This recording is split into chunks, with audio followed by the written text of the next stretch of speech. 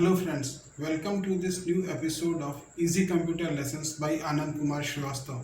जैसा कि आजकल हम लोग जानते हैं कि हमारे डेली रूटीन लाइफ में दिन प्रतिदिन कंप्यूटर की ज़रूरत बढ़ती जा रही है। हमें कुछ ना कुछ काम, चाहे ईमेल करना हो या ऑनलाइन बिल पेमेंट करना हो, ज़्यादातर हम लोग कंप्यूटर से करते हैं या मोबाइल से करते हैं। मोबाइल से करना उतना आसान या उतना यूज़र फ्रेंडली इसलिए नहीं होता है क्योंकि उसका कीबोर्ड छोटा होता है। तो आजकल ज़्यादातर हम लोग ये काम कंप्यूटर या लैपटॉप पे करते हैं। तो आज हम लोग यही डिस्कस करेंगे कि हम लोग कैसे एक अच्छा और सस्ता कंप्यूटर या लैपटॉप खरीदें। तो आज हम लोग यही डिस्कस करेंगे कि कैसे हम लोग एक अच्छा डेस्कटॉप कंप्यूटर या लैपटॉप कंप्यूटर खरीदें। सबसे पहली बात ये आती है कि हमको क्या लेना चाहिए, एक डेस्कटॉप लेना चाहिए या एक लैपटॉप लेना चाहिए। तो मेरे हिसाब से आजकल डेस्कटॉप लेने से ज़्यादा अच्छा है कि लैपटॉप लिया जाए, क्योंकि आजकल ज़्यादातर जगहों पर जगह की कमी होती है या हम अपने कंप्यूटर को अपने साथ ले जाना चाहते हैं ताकि हम कहीं भी बैठकर अपनी सुविधा के हिसाब से काम कर सकें।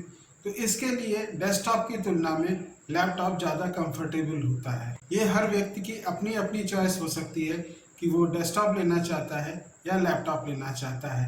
दोनों के कॉन्फ़िगरेशन को सेलेक्ट करने का एक ही तरीका है, वो मैं आज आप लोगों से डिस्कस करूंगा। लेकिन उसके पहले एक चीज़ मैं ज़रूर बताना चाहूँगा कि मैं अपनी पसंद डेस्कटॉप की तुलना में लैपटॉप इसलिए है कि वो स्पेस सेविंग होता है।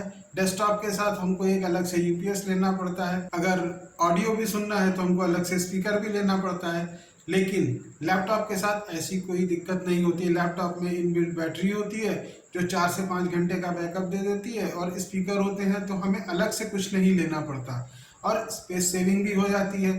प्लस सबसे बड़ा एडवांटेज उसके साथ ये है कि आपने काम किया और उसको फोल्ड करके बैग में डाल के अलमारी में रख दिया, वहाँ पर वो सेफ है। जबकि टेबल पे आपको उसकी चिंता करनी पड़ती कि इसको सुरक्षित कैसे रखें। तो एक ये मेन डिफरेंस मेरे हिसाब से आता है, जिसकी वजह से मैं डेस्कटॉप के कंपैरिजन में लैपटॉप को प्रेफर करता हूँ। अब लैपटॉप या डेस्कटॉप का सही कॉन्फ़िगरेशन अपनी ज़रूरत के हिसाब से हम कैसे डिसाइड करें। तो जहाँ तक मेरा अपना अनुभव है कि कोई भी डेस्कटॉप या लैपटॉप, इसकी जो मैक्सिमम एज होती है वो होती है 4 से 5 साल। इससे ज़्यादा फिर वो नई टेक्नोलॉजी आ जाती है, पुराना डेस्कटॉप या लैपटॉप वो डिस्कार्ड हो जाता है या वेस्ट हो जाता है या इस्तेमाल के लायक नहीं रहता। तो मैं आपको सजेस्ट करूंगा कि जब भी आप कोई डेस्कटॉप या लैपटॉप खरीदें तो आज से आगे 4 से 5 साल के बीच में अपनी ज़रूरतों का एक आकलन कर ले या एस्टिमेट लगा लें और उसके हिसाब से खरीदें। यहाँ पर मैं एक उदाहरण देना चाहूँगा कि जब हम कोई पेन लेने जाते हैं तो 4 से 5 पेन लेते हैं, उसको कागज़ पे चला करके देखते हैं और जब हमारा मन भर जाता है, जब हम संतुष्ट हो जाते हैं, तब उस पेन का पैसा देते हैं। लेकिन जब हम कोई डेस्कटॉप या लैपटॉप लेने जाते हैं तो हम सीधे सेल्समैन को कहते हैं एक अच्छा कंप्यूटर लेना है, वो हमको किसी भी लैपटॉप पे या डेस्कटॉप पे बढ़िया सी वीडियो चला के दिखा देता है, बढ़िया सा गाना सुना के दिखा देता है, कहता है साहब ये बहुत अच्छा है, आप ये ले लीजिए। हम ये नहीं देखते हैं कि हमारी ज़रूरत क्या और वो हमको क्या दे रहा है। हम भी सोचते हैं कि लेटेस्ट टेक्नोलॉजी की चीज़ ले ली जाए, उतना बहुत है। ऐसा बिल्कुल नहीं है। आज मार्केटिंग के दौर में जहाँ हर तरफ ज़्यादा से ज़्यादा इनकम बढ़ाने की होड़ मची हुई है, आप क्या समझते हैं, वो आपको वही मॉडल सजेस्ट करेगा जिसमें उसको सबसे ज़्यादा कमीशन मिल रहा होगा, ना कि वो आपकी ज़रूरत के हिसाब से। यहाँ पर आप ज़्यादा पैसे भी दे देते हैं। तो मेरे हिसाब से आप पहले अपनी ज़रूरतों का एस्टिमेट लगा लें, आकलन कर लें और उसके बाद सेल्समैन को बताएं कि मुझे इतना काम करना है और उसके लिए जो मिनिमम कॉन्फ़िगरेशन का डेस्कटॉप या लैपटॉप हो आप उसको ले सकते हैं। इससे आप अपने कुछ पैसे भी बचा पाएंगे। मैं अपना ही उदाहरण आपको देना चाहता हूँ। मैं पिछले 32 साल से सॉफ्टवेयर डेवलपर हूँ और अगर मैं आज के हिसाब से सोचूं तो मुझे i5 या i7 10th या 11th जनरेशन चाहिए होगा। लेकिन अभी 3-4 साल पहले तक मैंने सन 2008 में ख़रीदा हुआ IBM का थिंकपैड R52 मॉडल वो यूज़ किया, करीब 7-8 साल चला। उसके बाद मैंने डेल का लिया, 4-5 साल से उसको यूज़ कर रहा हूँ, मुझे इतना फ्रीक्वेंटली चेंज करने की ज़रूरत नहीं। और जो मेरा डेल का लैपटॉप है वो i5 थर्ड या फोर्थ जनरेशन है, उसमें सिर्फ 4 GB रैम है। आपको हार्डवेयर वेंडर बोलेगा साहब 8 GB रैम ले लीजिए, 1 TB ले लीजिए हार्ड डिस्क। मेरे लैपटॉप में 4 GB रैम है और शायद 500 GB हार्ड डिस्क है।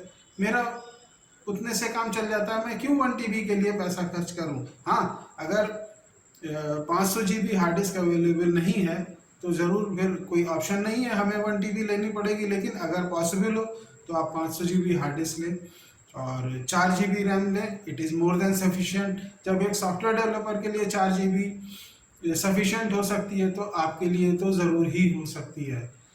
तो फ्रेंड्स, मैं यही सजेस्ट करूंगा कि बजाय इसके कि आप लेटेस्ट कॉन्फ़िगरेशन, लेटेस्ट सब चीज़ पे जाएं, आप अपनी ज़रूरतों का आकलन करके उसके बाद कंप्यूटर लेंगे तो आप कुछ पैसे बचा भी पाएंगे और आपको एक अच्छा कॉन्फ़िगरेशन मिलेगा जो 4 से 5 साल 6 साल चलेगा। यहाँ पर मैं एक चीज़ और कहूँगा कि जब भी आप कोई कंप्यूटर लेते हैं तो उसमें एक थंब रूल है जो फॉलो करेंगे तो हमेशा सुखी रहेंगे कि always stay 1 step behind the latest technology. जो लेटेस्ट टेक्नोलॉजी है आप उससे सिर्फ एक कदम पीछे रहिए, हमेशा सुखी रहेंगे। ऐसा कहने के पीछे एक लॉजिक है। जो टेक्नोलॉजी लेटेस्ट आई है वो अभी ट्राइड एंड टेस्टेड नहीं है, उसमें कुछ बग्स भी होंगी जिसकी वजह से आपका काम रुकेगा, आप तनाव में आएंगे। एक स्टेप पीछे रहेंगे, वो टेक्नोलॉजी ट्राइड एंड टेस्टेड होगी और आपका काम बिल्कुल स्मूथली चलता रहेगा, आपको कोई भी परेशानी नहीं होगी। आज के डेट में हम देखते हैं कि विंडोज़ 11 लॉन्च होने वाला है और हर कोई उसका चाहे बीटा यानी कि ट्रायल वर्जन ही क्यों ना मिले, उसको अपने लैपटॉप पे डाउनलोड करके और उसको चलाने की कोशिश करता है। कि इससे कहने में ये मिलता है कि मेरे पास विंडोज़ लेटेस्ट वर्जन है, लेकिन अभी वो बीटा वर्जन है यानी कि अंडर ट्रायल है। आप उसको अपने लैपटॉप पे लोड कर लेंगे तो कहीं हैंग हो रहा है, कहीं कीज नहीं चल रही हैं, कहीं डिस्प्ले प्रॉपर नहीं आ रहा है। इन सब दिक्कतों से आप जूझते रहेंगे और उसका आपको प्रॉपर पैच भी नहीं मिलेगा, क्योंकि एक्चुअल विंडोज़ 11 का रोल आउट शायद 5 अक्टूबर को आने वाला है। उसके बाद वो मासेस में यूज़ होगा, बहुत लोग इस्तेमाल करेंगे और जब उसमें कोई दिक्कत आएगी तो वो बताएंगे जिसका सोल्यूशन मिलेगा। तो इस विंडोज़ 11 के वर्जन को स्टेबल होने में 6 से 8 महीने लग जाएंगे। आप अभी विंडोज़ 11 ले लेंगे, उसमें दिक्कतें आएंगी। हाँ, अगर आपके पास लाइसेंस्ड विंडो है तो आप उसको माइक्रोसॉफ्ट से पैच डाउनलोड करके फिक्स कर सकते हैं, लेकिन आपका एक काम तो बढ़ेगा। तो मेरे हिसाब से, जहां तक मेरा अपना सोचने का नजरिया है, कि अगर मैं स्मूथली काम करना चाहता हूं बिना कुछ परेशानी के, तो कम से कम 6 से 8 महीने अभी मैं विंडोज़ 10 पे ही रुकना चाहूँगा। तब तक विंडोज़ 11 का स्टेबल वर्जन आ जाएगा। 8 महीने के बाद या 1 साल के बाद मैं ज़रूर विंडोज़ 11 पे जाना चाहूँगा। तब तक विंडोज़ 11 प्लेटफॉर्म स्टेबल हो चुका होगा और जितना आराम से मैं आज विंडोज़ 10 पे काम कर पा रहा हूँ उतना ही आराम से मैं विंडोज़ 11 पे काम कर पाऊँगा। क्योंकि मेरा मेन मोटो है कि मेरा काम स्मूथली चले, ना कि जो लेटेस्ट विंडोज़ आ रही है मैं उसके ऊपर R&D करूँ। तो फ्रेंड्स, यही मेरा कहना है कि always stay 1 step behind the latest technology and you will be happier always.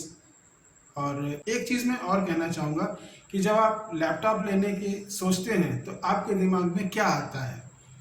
आपके दिमाग में आता है कि एक बहुत खूबसूरत सी मॉडल बेड पे लैपटॉप लगा करके काम कर रही है। या ऐसा बिल्कुल भी अपने दिमाग में मत लाएं। जब हम लोग लैपटॉप खरीदते हैं तो क्योंकि हमारे दिमाग में वही इमेज है तो हम लोग भी लैपटॉप को उसी तरीके से इस्तेमाल करते हैं। लेकिन इससे नंबर 1 हमारी आंखें खराब होती हैं, हमारी पीठ में दर्द होता है और लैपटॉप बिस्तर पे रखने से नीचे उसके वेंट होल्स बंद हो जाते हैं जिससे वो जल्दी गर्म होता है और हैंग होता है।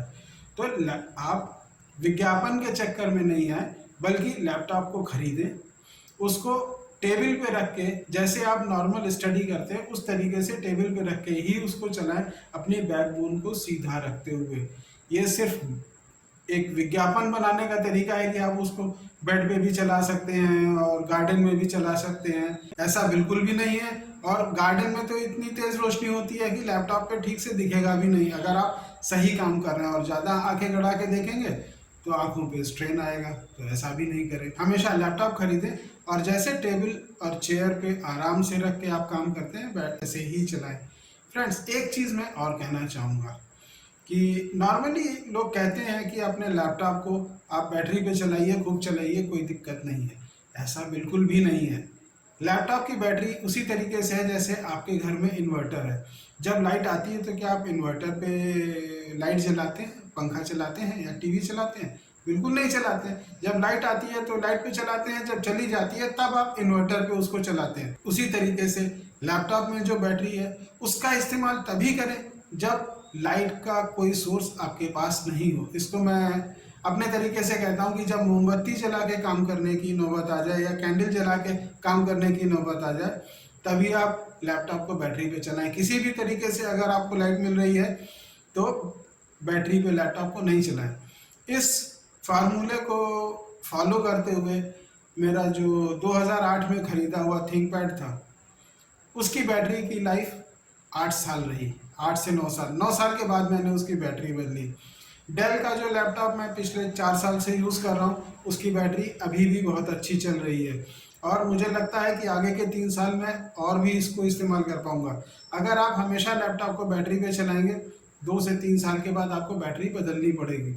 लेकिन आप इस प्रिंसिपल को फॉलो करते हैं तो आपकी लैपटॉप की बैटरी 7 से 8 साल चलने की बहुत ज़्यादा संभावना है और बहुत ज़्यादा संभावना ये होती है कि आपका लैपटॉप बहुत अच्छा काम करेगा, बैटरी बैकअप बहुत अच्छा मिलेगा।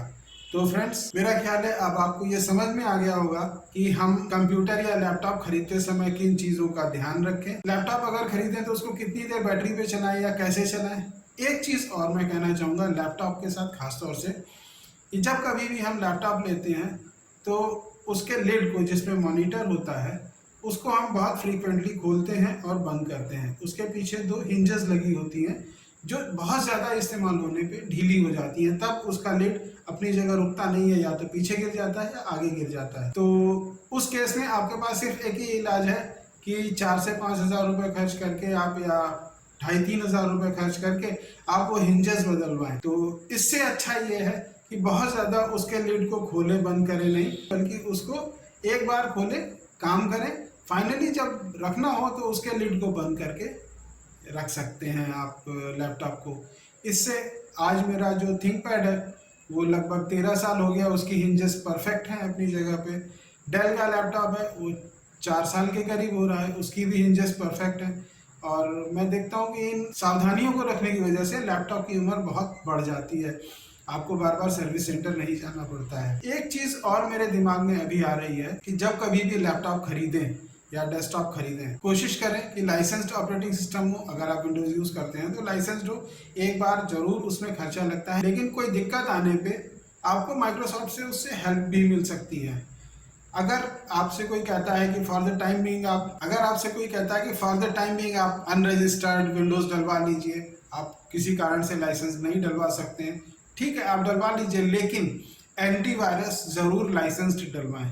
एंटीवायरस मुख्य रूप से आपके कंप्यूटर में वायरस आने से बचाता है। और आप लोगों को अगर ये बात अच्छी लगी, जो मैंने कहा वो कन्विंसिंग लगा, तो प्लीज़ इस वीडियो को ज़रूर लाइक करें, शेयर करें और चैनल को सब्सक्राइब करें, ताकि मैं और भी वीडियो डाल सकूं। जब आप लाइक करते हैं, शेयर करते हैं और सब्सक्राइब करते हैं तो इससे मुझे बहुत इनकरेजमेंट मिलता है कि मैं और अच्छे अच्छे वीडियो डालूं, जिससे कि मैं सोसाइटी को जो चीज़ कंप्यूटर से संबंधित देना चाहता था, प्रोफेशन अपनी जगह, सॉफ्टवेयर डेवलपमेंट अपनी जगह, लेकिन कंप्यूटर से रिलेटेड दूसरी जानकारी जो मैं सोसाइटी को देना चाहता था वो मैं देने में सफल हुआ।